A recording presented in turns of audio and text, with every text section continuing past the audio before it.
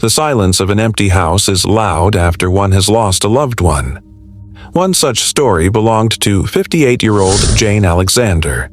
Her husband's death had cast her adrift, and a life that was stable became lonely and unsure. For years, she lived a quiet, solitary life, learning her way around the void. Then, as if fortune had stepped in, a face from the past reappeared. In walked Tom O'Donnell, a close family friend from years gone by, into Jane's life like a protective lighthouse. He was warm, attentive, and above all, he made her feel safe once more. His worldly charm and well-traveled past painted a picture of adventure and sophistication. He spoke of gold mined in Rhodesia, precious metals from South Africa, and a small fortune tucked away in a Swiss trust fund, a rather impressive amount, $1.2 million that was waiting for the right time to be released. The only problem, he explained, was that he could not access it just yet. But Jane was not impatient. For the first time in years, she was happy. Tom promised her a future, a life of comfort and love together. The trust fund was merely an obstacle that needed to be patiently waited out, he soothed her. Meanwhile, he convinced her to mortgage her home, which gave them the spending money needed to sustain the lifestyle to which they had grown accustomed. She believed him, believed in their life together. 3 years of the mirage of living in love, but an illusion can break in but a moment. On a quiet morning in San Jose, California, Detective Joe Brockman responded to a call of an elderly woman who had not been seen in days, Gertrude McCabe, Jane Alexander's aunt. The address was listed as 165 Arroyo Way, where she had lived for 15 years. As he opened the door, Brockman was met with a horrific scene. Gertrude's body was lying on the floor of her house, blood pooled around her head on the carpet. The air was heavy with the smell of death. The police immediately began to work. Besides everything else, they had to call the next of kin.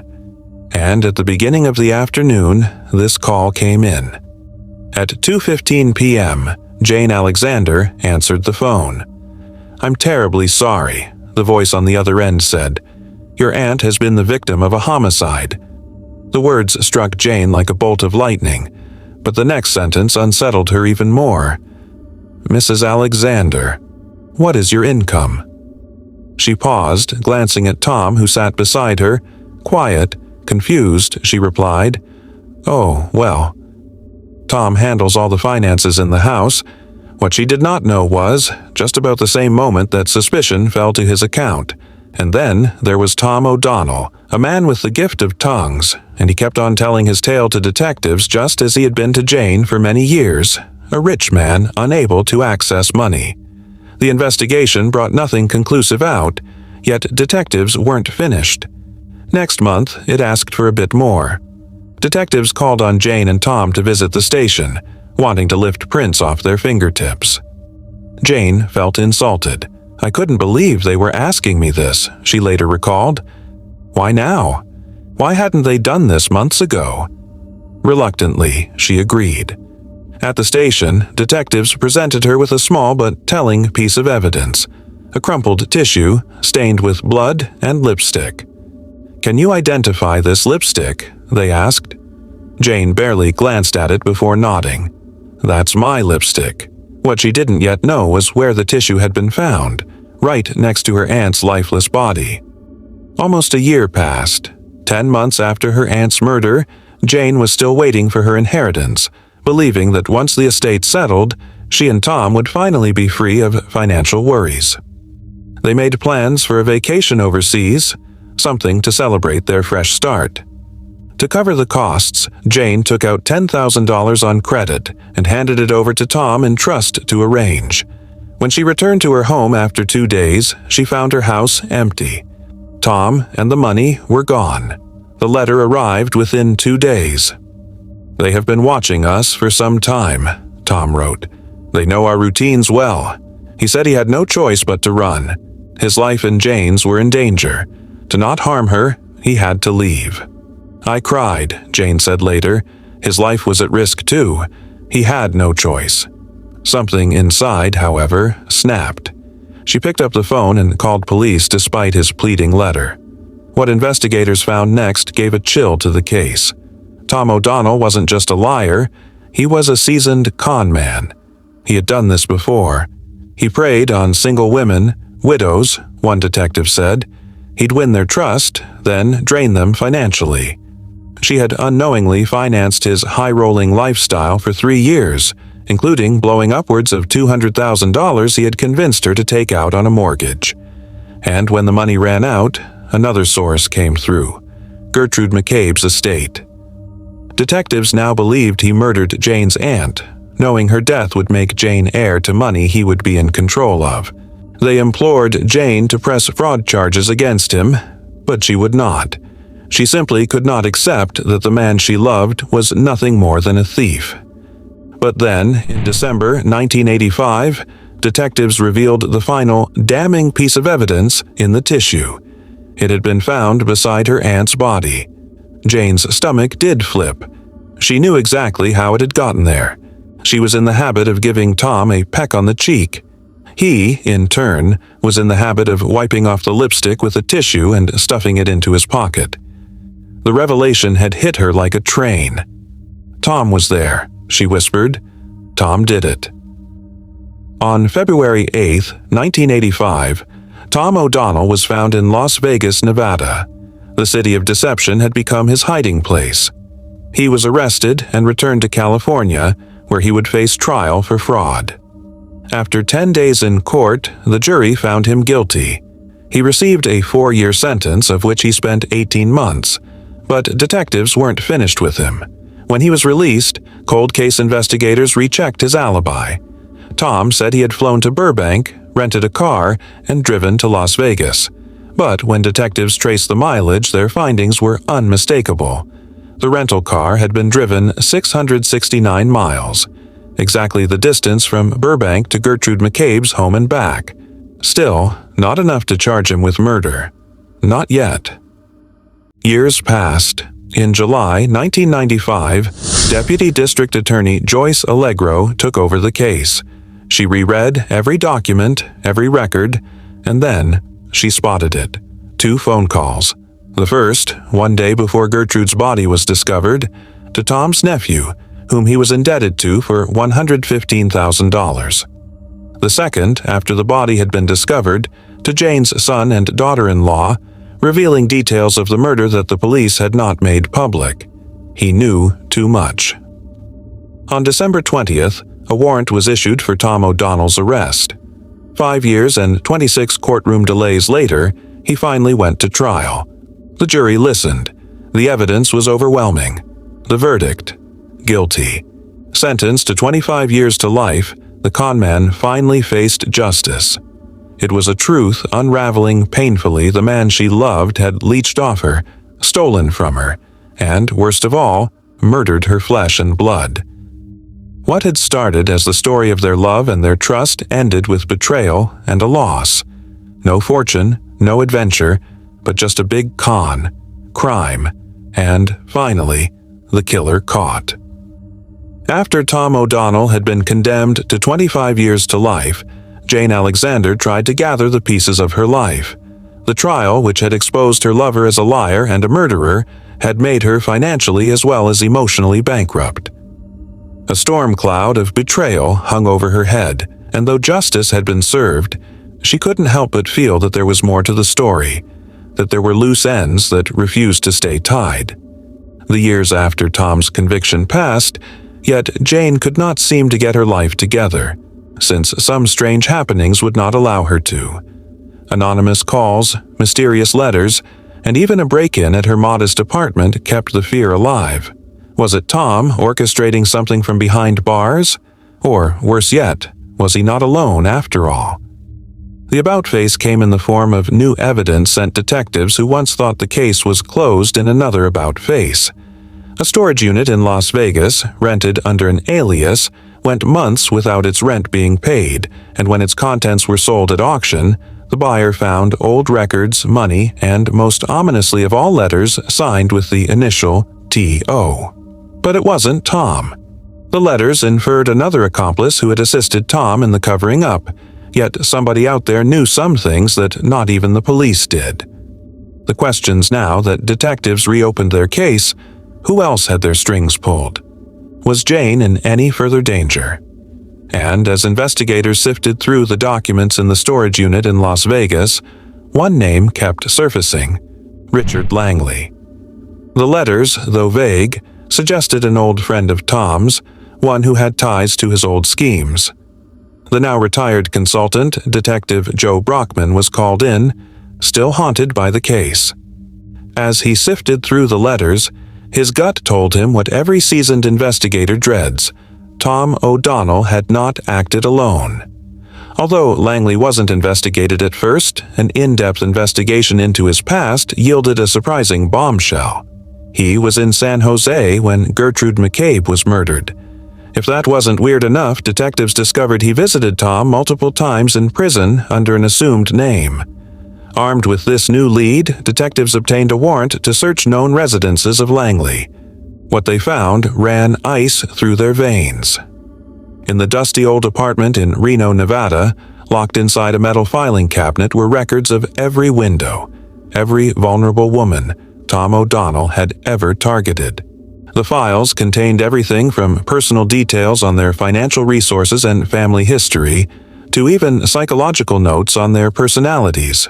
One folder stood out: Jane Alexander. She hadn't been a random victim. She had been chosen. But the most horrifying discovery was yet to come. Buried beneath the paperwork was an old Rolodex of names and dates, women who had mysteriously vanished.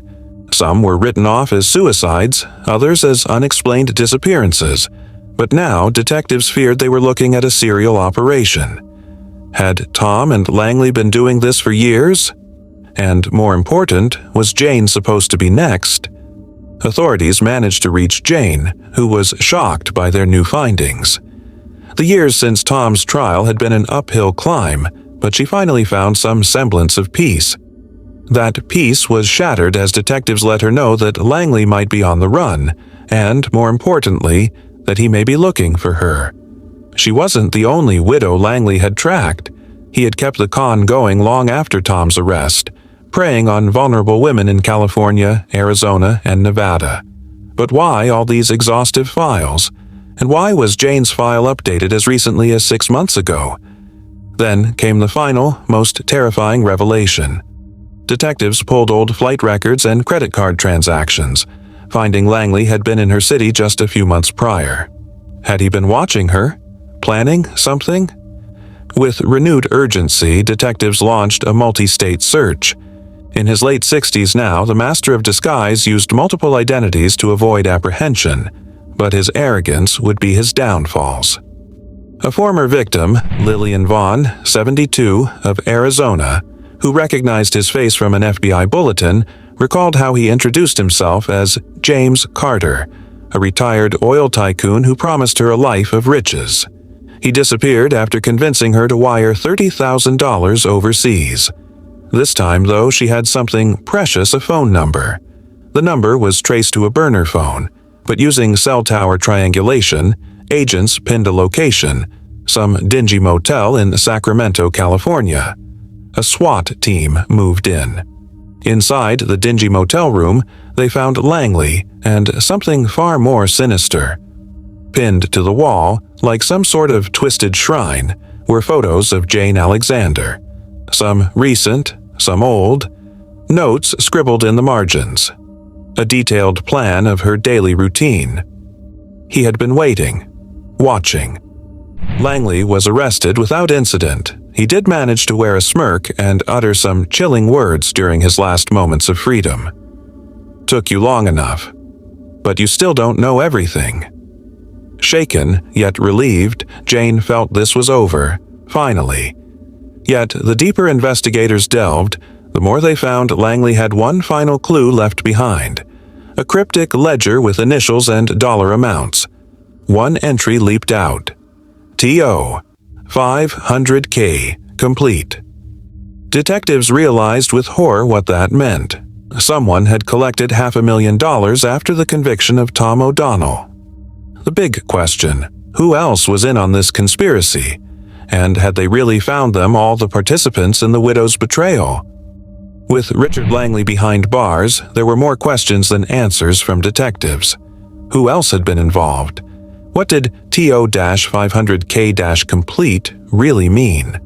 Langley, ever the con man, played coy and relished his final seconds in a position of power, but with a hint of arrogance, he let one thing slip. Money makes the world go round, detective. Everybody has a price, even those you trust. That one sentence sent shock into the investigation, but the deeper authorities probed into the trial records of Tom O'Donnell, financial statements, and phone logs, the more unsettling they discovered. Someone had been on his payroll within the system. A name came up sooner or later, a key investigator from Tom's original trial, who had mysteriously received a wire transfer of $500,000 from an offshore account shortly after the conviction. Was evidence buried? Was a deeper truth hidden? But as the string of corruption unraveled, Jane Alexander had to squarely face the bottom line. It was justice being served, yet at what price? The lost years, people she trusted, and love so much believed in were all an illusion. He had turned out to be but a single piece in the one great villainous whole, the one called Tom O'Donnell. Gone he was, yet the echoes of his crimes were still rumbling. For Jane, there would never be full closure. But she refused to stay a victim anymore. She started working as an advocate for fraud prevention, spreading her word on how to watch out for the financial predators. No longer did her story stop at betrayal. It was one of survival, resolute resilience, and reclaiming power. Tom O'Donnell and Richard Langley, who thrived on manipulation, targeted the most vulnerable, ensnaring them with empty promises of love and a life of security and prosperity. But they are only two. Thousands fall prey every year to nothing more than tightly wrapped scams like this. The con differs, the faces change, but the game is the same. How would you, or someone you love, know the warning signs before it's too late? Stay informed, stay cautious, and, most importantly, stay one step ahead. The Heights, a lively, artistic neighborhood in Houston, Texas, was exactly where sisters Eileen and Lily Kennedy wanted to be. The community pulsed with music, creativity, and an electric energy that drew in free spirits. Eileen, at 33, had already established herself in the vintage clothing business, pouring her passion into finding rare and unique pieces. Lily, just 23, was discovering her own path, soaking up the artistic atmosphere her older sister thrived in. They were close, more than just sisters, they were best friends. Their father, Jack Kennedy, lived nearby. It was a comfort knowing family was just around the corner. But in October 1984, that sense of safety was shattered. One morning, Jack decided to check on his daughters. He walked the short distance to their home, but something was off. The front door was slightly open. Stepping inside, he froze. Lily and Eileen were there, lifeless. His worst nightmare had come true. But at that moment, standing in the doorway, Jack Kennedy's world didn't just break, it shattered. His mind struggled to process what he was seeing, as if reality itself had become a twisted nightmare. He staggered forward, his breath catching in his throat. The silence was suffocating. He wanted to believe they were asleep, that if he just called their names, they would wake up. But deep down, he knew better. He dropped to his knees beside them, trembling hands reaching out but too afraid to touch. A million thoughts ran through his head, but one overpowered them all. Who could have done this? And why? The house that had once been filled with laughter and late-night talks now felt like a tomb. Jack's mind raced, replaying memories of his daughters as children, their voices, their dreams, their plans for the future, all gone in an instant. When he finally reached for the phone, his hands were shaking so violently that he almost couldn't dial. He had always protected his daughters, always been there for them. But now, he was powerless. The only thing he could do was make the call. 911. Lily lay at Eileen's feet, a gunshot wound to her head. There wasn't much blood, suggesting she was killed instantly. But Eileen had suffered. A gag was in her mouth. Her undergarments had been pulled down. Her throat had been slashed, and there was a gunshot wound on her arm. There was no doubt this was not a random crime. Someone had made sure she endured pain before her final moments. Jack Kennedy, shaking uncontrollably, called 911. But in those agonizing moments, all Jack could see were his daughters' faces. The echoes of their laughter haunted the room, clashing against the horror of their final moments. He couldn't bear it. He wanted to close his eyes and make it all disappear, but reality refused to be ignored. The emergency dispatcher's voice seemed distant as Jack muttered the unthinkable, "They're gone."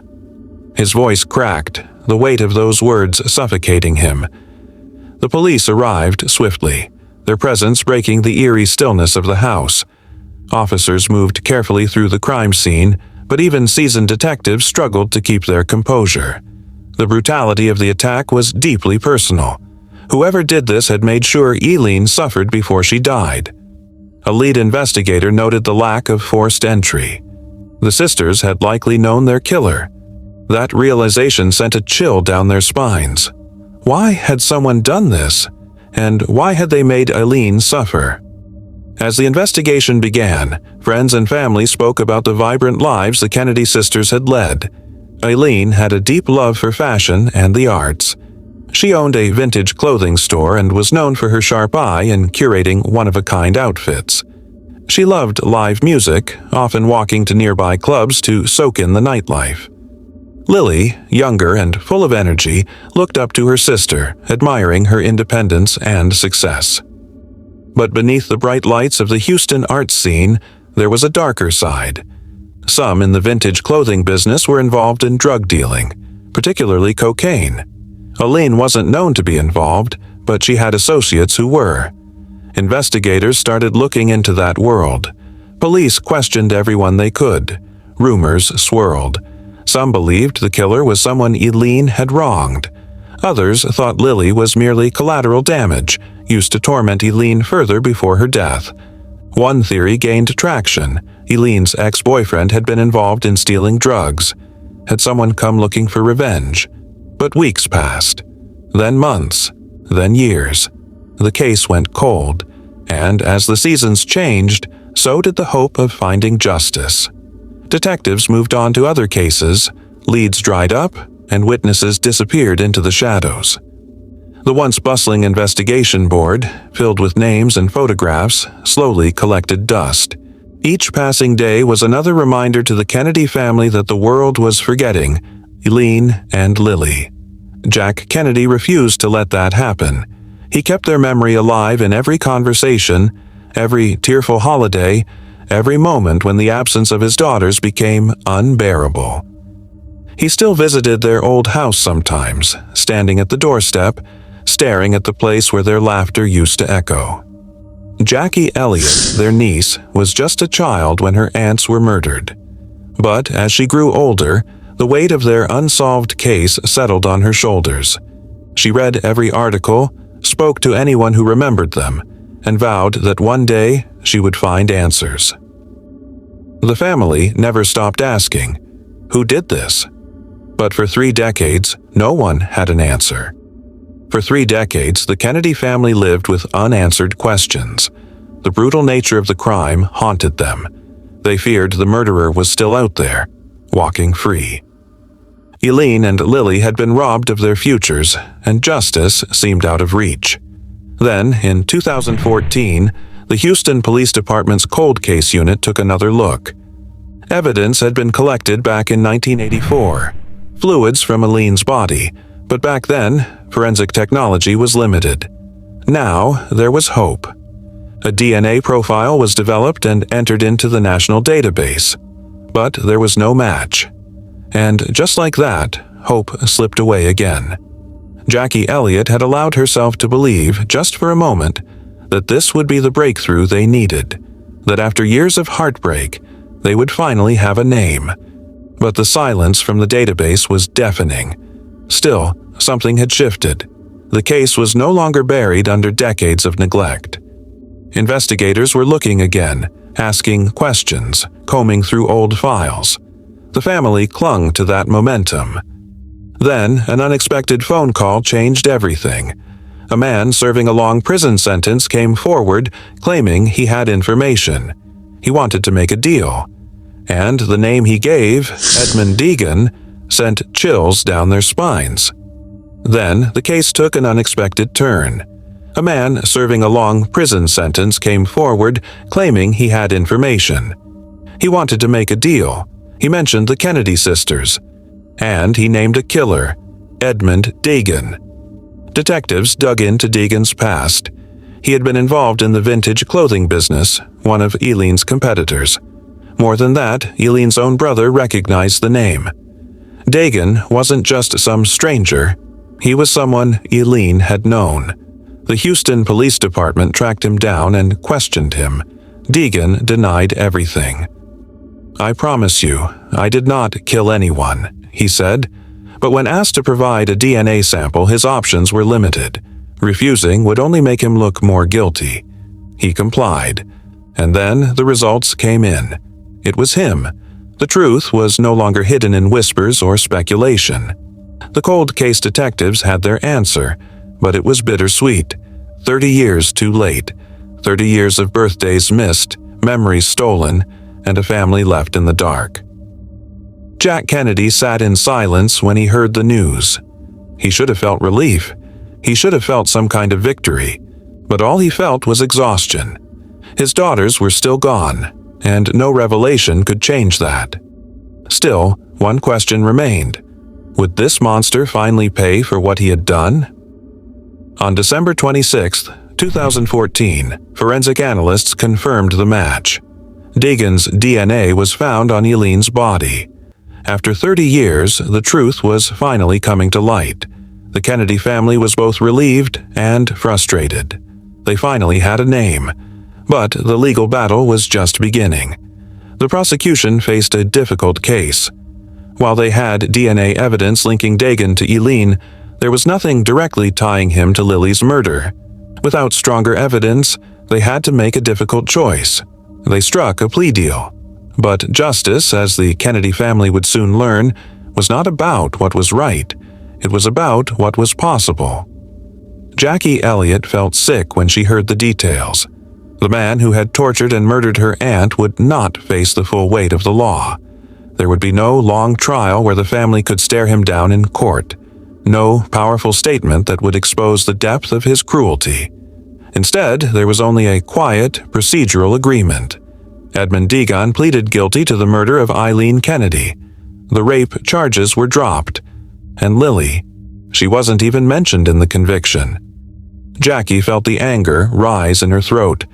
How could they erase Lily from this case? How could her life be deemed unimportant, an afterthought? And then came the final gut punch. The sentence. 15 years. 15 years for a brutal, calculated murder. Jackie's hands clenched into fists. Jack Kennedy's face, already worn by grief, hardened into something unreadable. There were no words to describe what this felt like.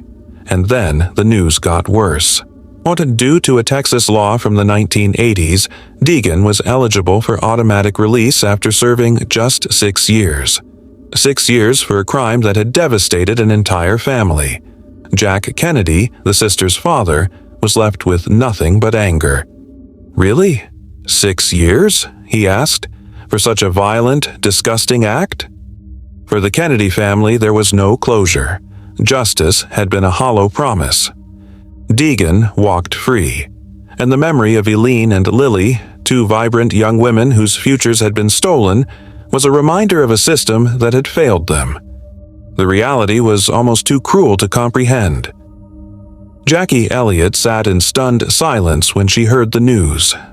The walls of the courtroom, the murmurs of the legal officials, it all blurred together into something distant and meaningless. She thought of Eileen, full of passion, carefully selecting vintage dresses for her store. She thought of Lily, wide-eyed and eager to experience the world. They were gone forever. But the man responsible? He was being handed freedom. 6 years, a single presidential term, half a decade. That was the value the justice system had placed on her aunt's lives. Jackie refused to accept it. If the law had failed them, then she would not. She made a decision. She would fight. The release of Edmund Deegan was a bitter pill to swallow. 6 years, just 6 years, for the brutal murder of Eileen Kennedy.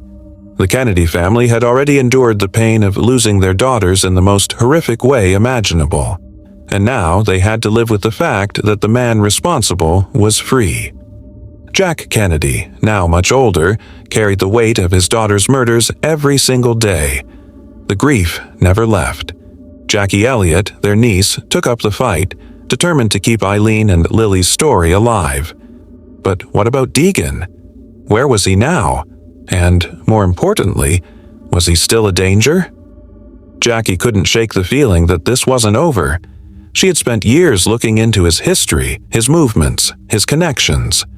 And she knew one thing for sure: monsters don't stop being monsters just because they're free. She started tracking him, keeping tabs as best she could. She wanted to know if he would slip up, if he hurt someone else. The thought haunted her. If the justice system wouldn't protect people from him, maybe she would have to do it herself. Following his release, Deegan kept a low profile. The man who had once been convicted of one of Houston's most brutal cold cases was now walking the same streets as everyone else. There was no national outcry, no further investigations, no additional consequences. He had served his time, at least in the eyes of the law. But justice had not been served. Jackie Elliott refused to accept that this was the end. She pushed for continued monitoring, watching Deegan's every move as best she could. She knew men like him didn't change.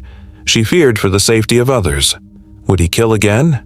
Would someone else's family have to endure the same nightmare? But Texas law protected him. The same system that let him out early also shielded him from scrutiny. He wasn't a parolee. He was a free man, and free men are unpredictable. Jackie knew she couldn't change the past. She couldn't bring Eileen and Lily back, but she could make sure their names weren't forgotten, and she could make sure that if Deegan ever crossed the line again, she would be ready. Despite the devastating outcome, the Kennedy family turned their pain into purpose. Jackie Elliott became an advocate for victims' rights, working alongside other families who had lost loved ones to violent crime. Their fight wasn't just about Eileen and Lily anymore. It was about preventing other murderers from walking free after serving a fraction of their sentences. They pushed for legislative changes, speaking out against automatic release policies that prioritized the system over the victims. But change was slow, and the pain remained. For Jack Kennedy, there was no moving on. His daughters were gone, their lives cut short in an act of cruelty and violence. And the man responsible. He had walked out of prison before their memories had even begun to fade from the public's mind. Grief doesn't fade. It transforms. Jack found himself aging faster, the weight of loss pressing down on him. The world around him moved forward, but he was stuck in 1984, in that single moment when he walked into his daughter's home and saw what had been done to them. And as for Deegan, he disappeared from the public eye, but Jackie refused to let him disappear from history. The case of Eileen and Lily Kennedy remains a haunting reminder of the flaws in the justice system. It is a story of two young women who had dreams, passions, and futures that were stolen from them. A story of a father who found his daughters in a scene no parent should ever have to witness. A story of a niece who refused to let their memories be erased. And, most chillingly, it is a story of a murderer who, after only 6 years, walked free. For the Kennedy family, there will never be closure, only the memory of what was lost, and the relentless pursuit of justice for those who can no longer speak for themselves. Because some crimes should never be forgotten, and some killers should never be free.